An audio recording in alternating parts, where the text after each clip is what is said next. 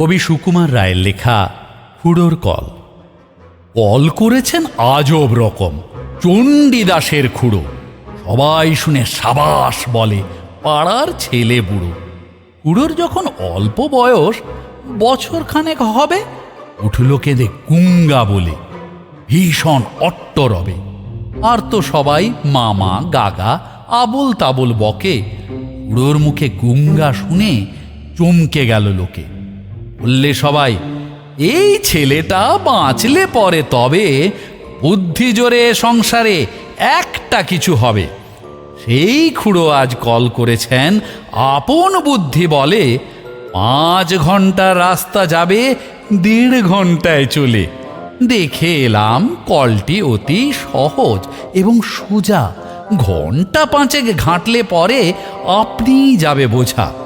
বলবো কি আর কলের ফিকির, বলতে না পাই ভাষা। ঘাড়ের সঙ্গে যন্ত্র জুড়ে এক্কেবারে খাসা। সামনে তাহার খাদ্য ঝোলে যার যেরকম রুচি, মন্ডা মিঠাই চপ কাটলেট খাজা কিংবা লুচি। মন বলে তাই খাবো খাবো, মুখ চলে তাই খেতে। মুখের সঙ্গে খাবার ছোটে পাল্লা দিয়ে মেতে। এমনি করে লোভের টানে খাবার পানে চেয়ে উৎসাহেতে হুঁশ রবে না, চলবে কেবল ধে। হেসে খেলে 2-10 যোজন চলবে বিনা ক্লেশে। খাবার গন্ধে পাগল হয়ে জিভের জলে ভেসে।